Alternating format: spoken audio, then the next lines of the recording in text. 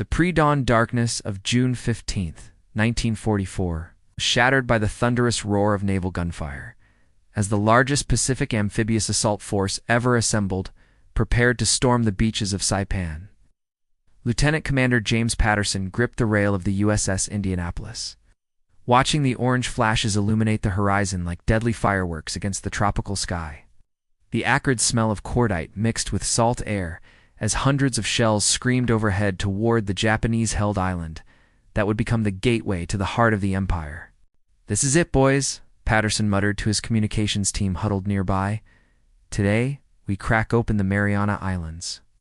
The strategic importance of Saipan could not be overstated.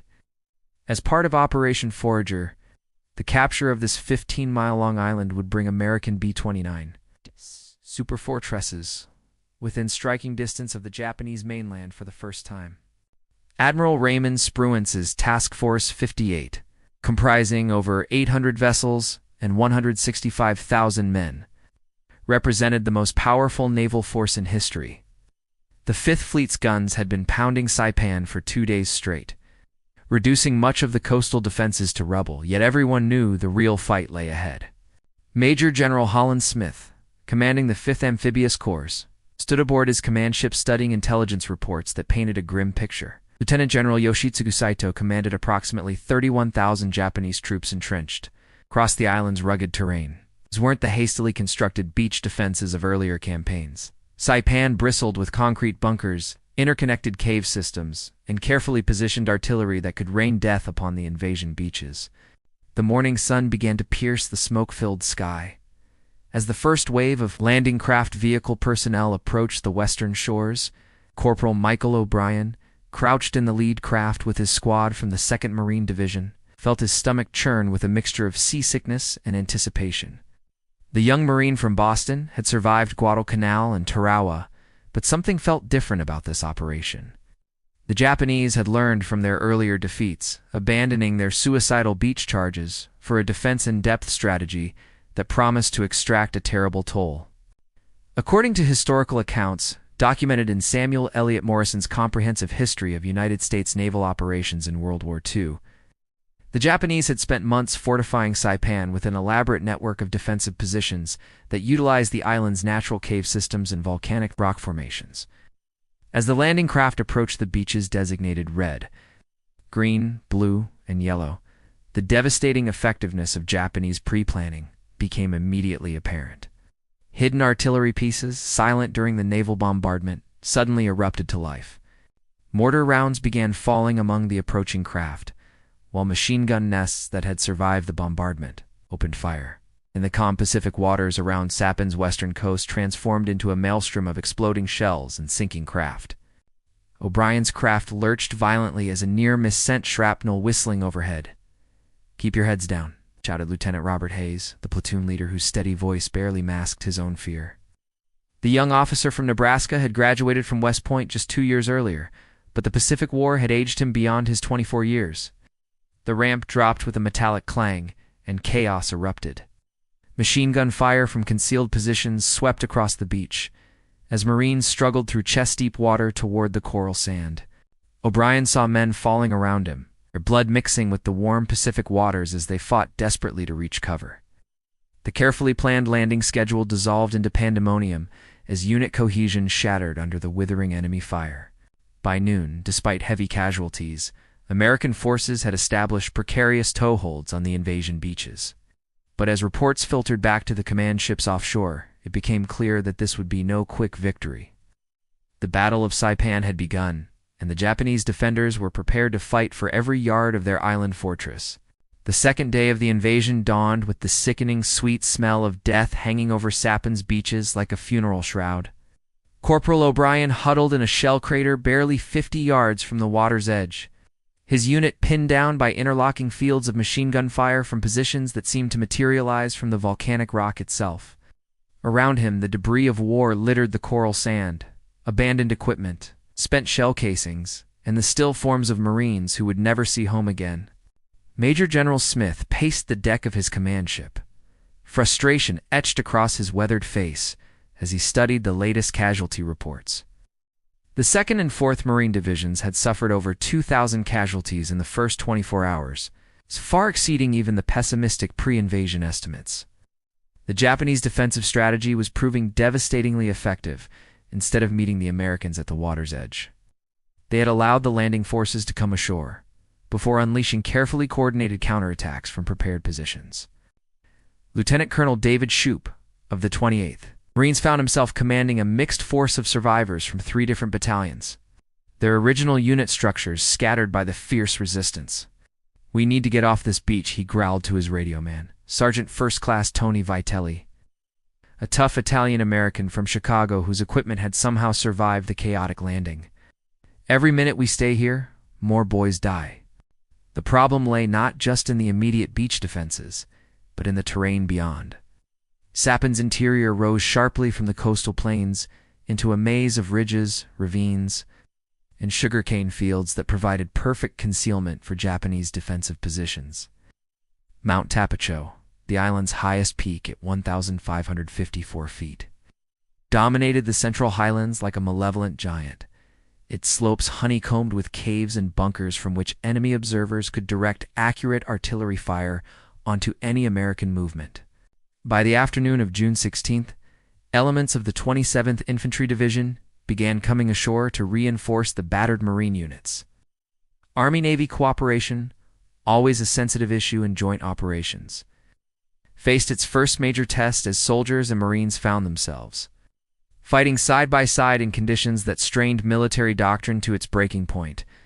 Colonel Russell Ayers, commanding the 165th Infantry Regiment, quickly discovered that his unit's training for conventional European warfare had poorly prepared them for the cave-bike fighting that characterized Pacific combat. The Japanese defenders, commanded by the experienced Lieutenant General Saito, had transformed Saipan into a killing ground that utilized every natural advantage the island offered. Concrete pillboxes disguised as innocent coral outcroppings housed heavy machine guns that could sweep entire sections of beach with murderous crossfire. Artillery pieces, hidden in reverse-slope positions, could rain shells on American positions, while remaining virtually immune to counter-battery fire from offshore naval guns. Private First Class Jimmy Rodriguez, a medic from the 4th Marine Division, crawled across the contested ground carrying supplies to isolated pockets of wounded Marines. The young man from San Antonio had volunteered for medical training to save lives. But the reality of combat had taught him that sometimes the bravest thing was simply staying alive long enough to help others. As he reached another group of wounded Marines, Rodriguez couldn't help but notice how the Japanese had positioned their defenses to maximize American casualties while conserving their own strength. The evening of the second day brought no respite from the violence. Japanese infiltration tactics, perfected during 2 years of jungle warfare, turned every shadow into a potential threat. Small groups of enemy soldiers, armed with demolition charges and grenades, crept through the American lines under cover of darkness, seeking ammunition dumps, command posts, and medical stations. The psychological impact of these night attacks was almost as damaging as the physical casualties they inflicted. As documented in official Marine Corps historical records, the Japanese garrison on Saipan represented some of the Empire's most experienced tropical warfare specialists, including veterans of campaigns in China and Southeast Asia who understood how to maximize the defensive potential of volcanic island terrain. Captain William Foster, commanding Company George of the 2nd Battalion, 23rd Marines, established his command post in what had once been a Japanese communications bunker. The reinforced concrete structure, scarred by naval gunfire, but still intact, provided a grim reminder of the enemy's engineering capabilities. Foster spread his maps across an improvised table, trying to make sense of intelligence reports that suggested the main Japanese defensive line lay several miles inland, anchored on a series of ridges that commanded the entire southern portion of the island. By midnight, American forces controlled approximately 2 square miles of Saipan's 125 square miles. The cost had been staggering, nearly 3,000 casualties in just 2 days of fighting. But the beachhead was secure, and reinforcements continued to pour ashore. Despite ongoing enemy harassment, the real battle for Saipan was about to begin. The morning of June 18th brought no relief from the hellish conditions that had characterized the first 3 days of the Saipan invasion. Staff Sergeant Thomas Murphy, a veteran of 3 Pacific campaigns, led his depleted squad through the twisted remains of what had once been the island's main coastal road. The 24th Marines had been ordered to advance inland toward the airfield at Islito. But every yard of progress came at a price measured in blood and ammunition. "Sniper, 2 o'clock," shouted Private First Class Eddie Chin, a Chinese-American rifleman whose sharp eyes had saved the squad more than once. The crack of a Japanese rifle echoed across the devastated landscape, followed immediately by the distinctive whine of a ricocheting bullet. Murphy dove for cover behind a shattered palm tree, cursing the enemy marksmen who seemed to materialize from thin air before vanishing like ghosts into the volcanic terrain. The advance toward Islito airfield had become a nightmare of close-quarters combat that tested every lesson learned in previous island campaigns. Japanese defenders had turned every building, every cave, every fold in the ground into a fortified position. Concrete bunkers, camouflaged to blend seamlessly with the natural rock formations, housed machine gun nests that could sweep entire fields of fire with devastating accuracy. The Americans found themselves fighting not just an enemy army, but the island itself. Colonel Harry Liversidge, commanding the 24th Marines, established his forward command post in a captured Japanese blockhouse that still reeked of cordite and death. Maps spread across a bullet-scarred table showed the painfully slow progress of American units as they ground their way through defensive positions that the Japanese had been perfecting for months. Intelligence reports indicated that the enemy had organized Saipan's defense around 3 major lines, with the first already proving costly to breach. The terrain favored the defenders at every turn. Mount Tapasho's volcanic slopes, covered with dense tropical vegetation and honeycombed with natural caves, provided perfect concealment for Japanese positions. Artillery observers, hidden in these elevated positions, could direct accurate fire onto American formations, while remaining virtually immune to counter-battery fire. The sugarcane fields that covered much of the island's central plain had been turned into killing zones, where Japanese soldiers could move unseen, while American forces remained exposed. Captain Robert Sterling, commanding Company Fox of the 2nd Battalion, found himself leading a combined force of Marines and soldiers whose original unit designations had become meaningless after 3 days of continuous combat. The young officer from Virginia had graduated from the Citadel with dreams of leading men in conventional warfare. But Saipan had taught him that Pacific combat bore no resemblance to the textbook battles he had studied. The afternoon brought news that sent shockwaves through the American command structure. Japanese naval forces, including elements of the mobile fleet under Admiral Jisaburo Ozawa, were approaching the Mariana Islands in what appeared to be a major effort to relieve the besieged garrison. Admiral Spruance faced a critical decision: continue supporting the ground forces ashore or withdraw his carriers to meet the naval threat. The specter of another Pearl Harbor hung over every calculation. As intelligence reports suggested, the Japanese fleet included a significant carrier component. Private Rodriguez, the medic who had become something of a legend among the 4th Marine Division, found himself treating casualties in a captured Japanese aid station that provided grim evidence of the enemy's determination. Medical supplies bore markings indicating they had been manufactured specifically for tropical warfare, while the facility's construction suggested the Japanese had planned for a prolonged defense of the island. Documents recovered from the station written in Japanese characters that few Americans could read hinted at orders directing the garrison to fight to the last man. As documented in Admiral Chester Nimitz's post-war analysis of Pacific operations, the Battle of Saipan represented a crucial test of American amphibious warfare. Doctrine against an enemy that had learned from earlier defeats and adapted their tactics accordingly. The evening of June 18th brought ominous news from fleet intelligence officers. Radio intercepts suggested major Japanese naval units were moving toward the Marianas, potentially including the super battleships Yamato and Musashi. The prospect of engaging these massive vessels, armed with 8-inch guns that could devastate American task forces, added another layer of complexity to an already challenging operation. Sergeant Murphy's squad had advanced barely 500 yards during the day's fighting, leaving behind 3 wounded Marines and expending most of their ammunition in the process. As they dug in for another night of Japanese infiltration attempts, Murphy couldn't help but wonder how many more days of this grinding combat lay ahead.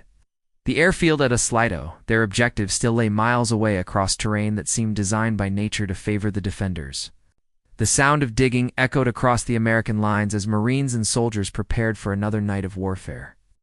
In the distance, Mount Tapocho loomed against the star-filled sky like a sleeping volcano, its slopes concealing thousands of Japanese soldiers who had sworn to defend their island fortress to the death.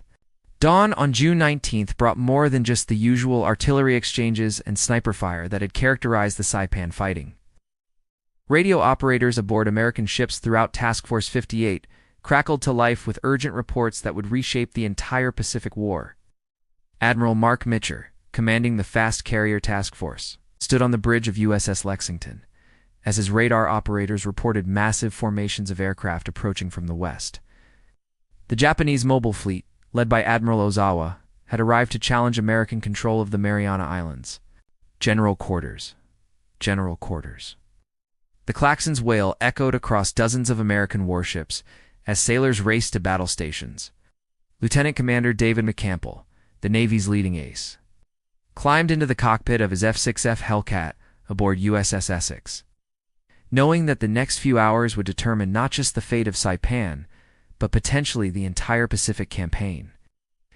On Saipan itself, the sound of massive air battles raging overhead provided a surreal backdrop to the continuing ground combat.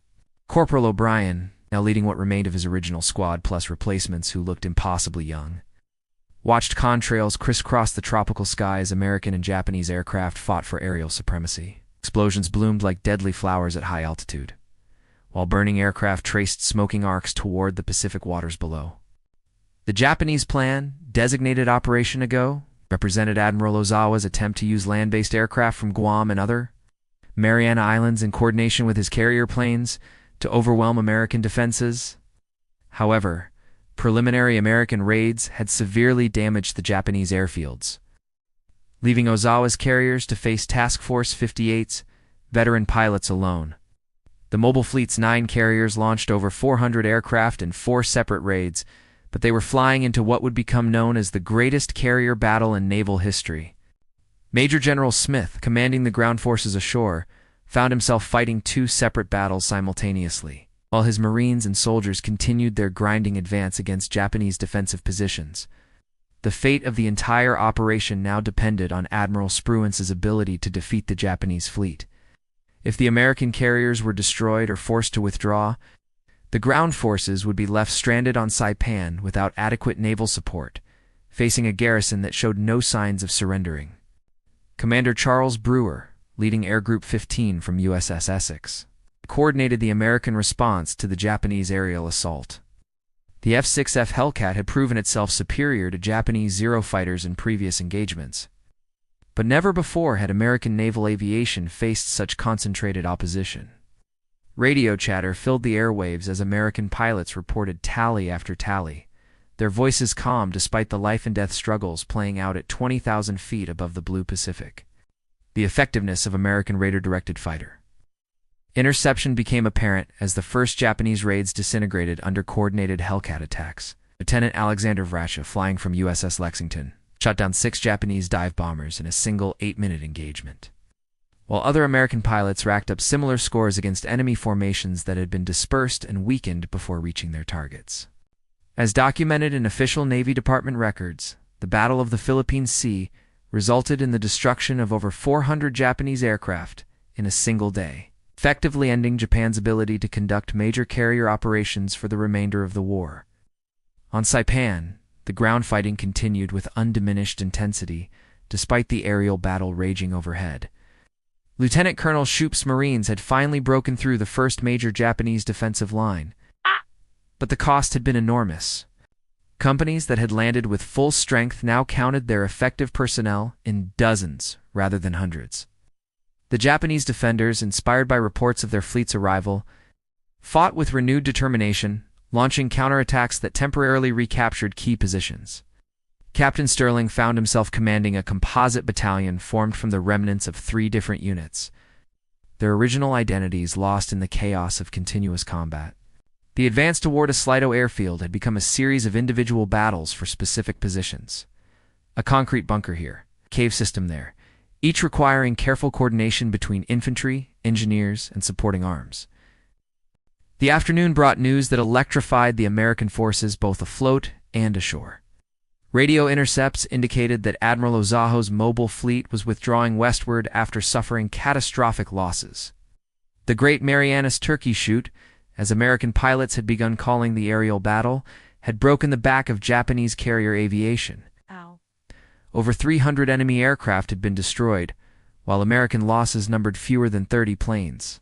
As evening approached on June 19th, the strategic situation in the Pacific had fundamentally changed. The Japanese mobile fleet, once the backbone of imperial naval power, limped away from the Marianas with its air groups shattered beyond repair. American forces controlled approximately one-third of the island, including the vital Slido airfield. Despite continuing fierce resistance from Lieutenant General Saito's garrison, the sound of American aircraft returning from their victorious aerial battles provided a fitting end to a day that would be remembered as the moment when Japan lost the Pacific War. June 23rd brought a temporary lull in the aerial battles, but no respite for the ground forces grinding their way across Saipan's blood-soaked terrain. The capture of a Slido airfield 3 days earlier had provided American forces with a crucial foothold in the island's southern sector, but Lieutenant General Saito's main defensive positions remained intact, anchored on the commanding heights of Mount Tapacho and the ridgeline that dominated central Saipan. Colonel Levishej studied aerial photographs that revealed the true scope of the Japanese defensive preparations. The volcanic mountain slopes had been transformed into an interconnected fortress system that utilized every natural cave and overhang. Concrete bunkers, camouflaged with volcanic rock and tropical vegetation, commanded interlocking fields of fire that could sweep any approach route with devastating accuracy. The Japanese had spent months preparing these positions, and they intended to extract maximum cost from any American assault. Staff Sergeant Murphy led his reinforced squad through the twisted remains of a sugarcane field that had been transformed into a moonscape by artillery fire. The sweet smell of burning cane mixed with the acrid odor of high explosives and the sickening stench of death. That had become the constant companion of infantry combat. His unit, originally designated as Company George, 3rd Battalion, 24th Marines, now consisted of survivors from half a dozen different outfits, their original unit identities lost in the chaos of continuous fighting. The approach to Mount Tapacho required crossing nearly 3 miles of open terrain that offered minimal cover from Japanese observers. Every fold in the ground, every shell crater, every stand of vegetation had been carefully registered by enemy artillery. American attempts to advance in daylight invariably drew accurate mortars and artillery fire that forced units to seek cover and abandon their objectives. Night attacks fared little better, as Japanese infiltration tactics had turned the darkness into another weapon in their defensive arsenal. Private First Class Chen, Chinese-American rifleman whose sharp eyes had kept Murphy's squad alive through weeks of combat, spotted movement in a cluster of rocks approximately 200 yards ahead. The distinctive helmet shape of Japanese soldiers was barely visible among the volcanic boulders, but Chen's warning allowed the squad to take cover before enemy machine guns opened fire. The positions were so well concealed that muzzle flashes provided the only indication of their location.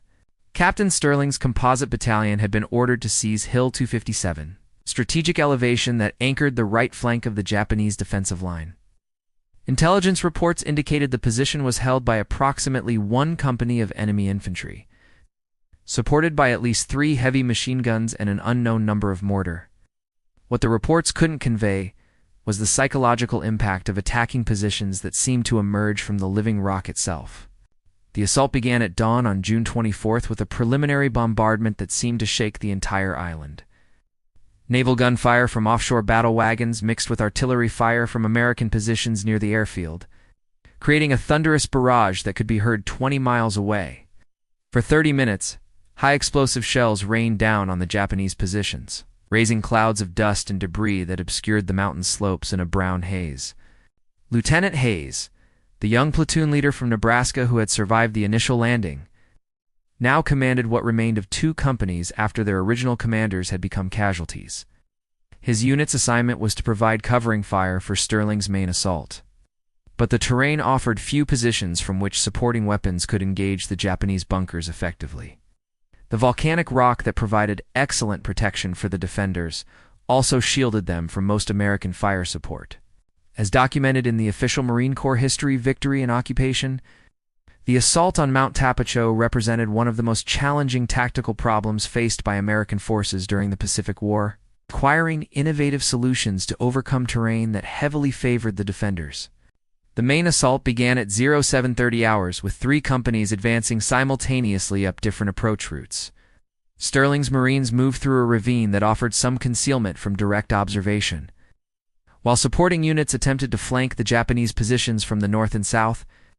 The coordination required for such a complex attack had been practiced on similar terrain during training exercises in Hawaii. The reality of combat quickly exposed the limitations of peacetime preparation. Japanese defensive fire began almost immediately, demonstrating the effectiveness of their observation posts and communication systems. Mortar rounds fell with uncanny accuracy among the advancing Marines, while machine gun fire swept the approaches with deadly precision. The enemy had clearly registered every possible avenue of approach, turning Mount Tapocho's slopes into a killing ground that extracted a terrible toll from American attackers. Sergeant Murphy found himself leading the assault on a concrete bunker that commanded the main approach to Hill 257. The position appeared to be constructed entirely of reinforced concrete, with firing ports that offered minimal target for American weapons, while providing excellent fields of fire for the Japanese defenders. Standard infantry weapons proved ineffective against the structure, forcing Murphy to call for engineer support and the specialized demolition charges required to reduce fortified positions. By noon, American forces had advanced approximately 500 yards up Mount Tapocho's slopes at a cost of over 150 casualties. The Japanese positions remained largely intact, their defenders fighting with the fanatical determination that had characterized the Pacific War since its beginning. But American persistence, superior firepower, and innovative tactics were beginning to tell, as individual positions fell one by one to carefully coordinated small unit assaults. The battle for Mount Tapocho would continue for 6 more days, but the pattern had been established. American forces would pay for every yard of ground with blood and determination, slowly grinding away Japanese resistance through sheer attrition and tactical superiority. July 6, 1944, brought an eerie quiet to the northern sectors of Saipan that made seasoned Marines more nervous than the usual cacophony of combat. Private Rodriguez, the medic whose courage under fire had earned him recommendations for the Silver Star, moved cautiously through American positions near Tanapag Harbor, treating wounded Marines and soldiers while listening for sounds that might indicate Japanese activity. After 3 weeks of continuous fighting, the sudden absence of enemy fire felt ominous, rather than reassuring. Lieutenant General Saito, commanding the remnants of the Saipan garrison from his final command post, in a cave system near Marpi Point, faced the inevitable conclusion of his defense. American forces controlled over 90% of the island, including all major installations and population centers. His remaining troops, reduced to fewer than 3,000 effective personnel, were scattered across the northern cliffs with minimal ammunition, no prospect of resupply, and orders from Tokyo that forbade surrender under any circumstances. Colonel Ayers, whose 105th Infantry Regiment had been fighting alongside Marines for nearly a month, studied intelligence reports indicating unusual Japanese movement in the pre-dawn darkness. Prisoners taken during recent operations had spoken of plans for a final attack, but the timing and location remained unclear. The Japanese had demonstrated throughout the Pacific War their preference for death over surrender, and Saito's garrison showed no signs of abandoning this tradition. The morning brought scattered reports of Japanese soldiers moving in unusually large groups through the rugged terrain of northern Saipan. Captain Sterling, now commanding a composite battalion formed from the remnants of multiple units, received orders to investigate unusual activity near the village of Tanapag. His Marines, veterans of 3 weeks of cave-by-cave fighting, approached their reconnaissance mission with the caution learned through bitter experience on volcanic islands where death lurks behind every rock formation. Lieutenant General Saito, choosing death over the disgrace of surrender,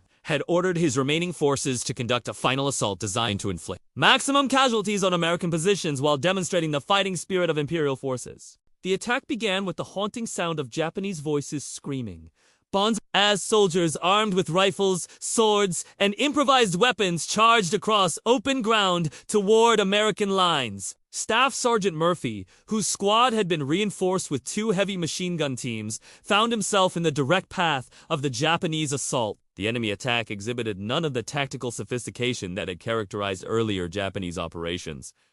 This was pure desperation, a final gesture of defiance by soldiers who had already accepted death. Murphy's position, anchored on a low ridge that commanded the approaches to became the focal point of fighting that would be remembered as one of the war's most savage engagements.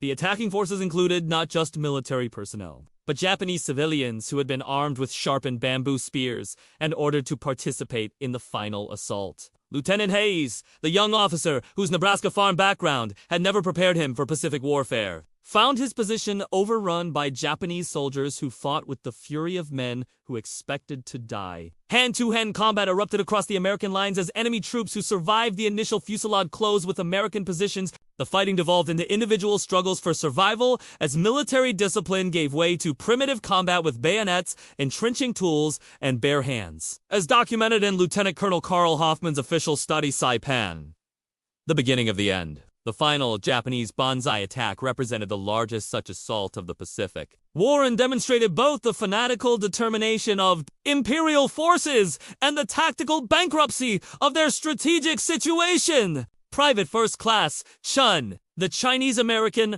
rifleman whose marksmanship had saved Murphy's squad throughout the campaign, found himself face-to-face with a Japanese officer wielding a samurai sword in what became a desperate struggle for survival. The enemy officer, screaming traditional battle cries, represented everything the Pacific War had come to symbolize: a conflict between fundamentally different military philosophies that could only be resolved through total victory by one side or the other. The banzai attack continued for over 4 hours, with Japanese forces launching successive waves against American positions that had been fortified during weeks of defensive fighting. Artillery support from American positions near a Slido airfield provided crucial fire support, but the close-quarters nature of the fighting limited the effectiveness of supporting arms. Marines and soldiers found themselves fighting individual battles for survival, while the larger tactical situation dissolved into chaos. By 0900 hours, the Japanese attack had exhausted itself against American defensive positions that held despite overwhelming pressure. The cost had been staggering. Over 4,000 Japanese soldiers lay dead across the northern sector, including Lieutenant General Saito and most of his senior officers. American casualties numbered over 600 killed and wounded, making it one of the costliest single engagements of the Saipan campaign. The silence that followed the failed banzai attack felt different from the ominous quiet that had preceded it. This time, the absence of enemy fire signaled not preparation for another assault, but the final collapse of organized Japanese resistance on Saipan. The Battle of Saipan was effectively over, though mopping up operations would continue for several more days. July 9th, 1944, marked the official end of organized resistance on Saipan. But the human cost of victory would resonate through American military planning for the remainder of the Pacific War. Admiral Nimitz, flying in from Pearl Harbor to inspect the captured island personally, surveyed a landscape that had been transformed into a moonscape of shell craters, destroyed vegetation, and improvised cemeteries that stretched across the once beautiful tropical island. Staff Sergeant Murphy, one of fewer than 30 survivors from his original company, stood at attention as Marine Corps and Army officials conducted ceremonies to honor the dead and recognize acts of heroism that had characterized the 24-day battle. The statistics of the Saipan campaign told a story of tactical success achieved at enormous cost. American forces had suffered over 16,000 casualties, including 3,426 killed in action, making it one of the costliest operations in Marine Corps history. Japanese losses exceeded 29,000 killed, with fewer than 1,000 prisoners taken, reflecting the enemy's preference for death over surrender that had characterized Pacific fighting since Pearl Harbor. Lieutenant Rodriguez, the medic whose courage under fire had earned him the Navy Cross, walked through the newly established American cemetery near a Slido airfield, reading names on crosses that marked the final resting places of Marines and soldiers who would never see home again. The young man from San Antonio had learned that saving lives in combat required not just medical skills, but the kind of courage that enabled medical personnel to function under conditions that tested the limits of human endurance. The strategic implications of Saipan's capture extended far beyond the immediate tactical situation in the Mariana Islands. B-29 super fortresses, operating from newly constructed airfields on the island, could now reach targets throughout the Japanese home islands, including Tokyo itself. The psychological impact of American bombers over the capital would prove as significant as the physical damage they inflicted, demonstrating to the Japanese population that their military leaders could no longer protect them from the consequences of total war. Captain Sterling, promoted to major following the death of his battalion commander during the final Banzai attack, supervised the establishment of permanent American installations that would transform Saipan into a major base for future operations against Japan. The capture of Saipan also had profound political consequences within the Japanese government. Emperor Hirohito's confidence in his military leaders, already shaken by defeats at Guadalcanal and in the Central Pacific, suffered another severe blow when news of the island's fall reached Tokyo. General Hideki, who had served as prime minister since October 1941, resigned his position in July, accepting responsibility for the military disasters that had cost Japan its defensive perimeter in the Pacific, as documented in the post-war strategic bombing survey conducted by American military analysts. The capture of the Mariana Islands marked the beginning of the strategic bombing campaign that would ultimately force Japan to surrender, making the Battle of Saipan one of the decisive engagements of the Pacific War. The lessons learned during the Saipan campaign would influence American planning for subsequent operations against heavily fortified Japanese positions. The effectiveness of coordinated air, naval, and ground attacks against prepared defenses demonstrated the importance of joint operations, while the high casualty rates foreshadowed the costs that would be associated with any invasion of the Japanese home islands. Private First Class Chun, the Chinese-American rifleman, whose marksmanship had proven crucial during the campaign, received orders transferring him to a training facility in California, where he would help prepare new Marine units for Pacific combat. His combat experience on Saipan qualified him to teach the kind of small unit tactics that would be essential during future operations against Japanese strongholds throughout the Central Pacific. The departure of American forces from Saipan's combat zones to newly constructed base facilities marked the end of one phase of the Pacific War and the beginning of another. The island that had cost so much blood to capture would serve as a springboard for operations against Guam, Tinian, and ultimately the Japanese home islands themselves. The Battle of Saipan had demonstrated both American capabilities and limitations, providing valuable lessons that would influence military planning through the war's conclusion. As the sun set over the Pacific waters that had witnessed some of naval history's greatest battles, the American flag flew over Saipan for the first time, marking another step in the long journey from Pearl Harbor to Tokyo Bay. The price of victory had been measured in thousands of American lives, but the strategic position gain would prove crucial in forcing Japan's eventual surrender and ending the most destructive war in human history.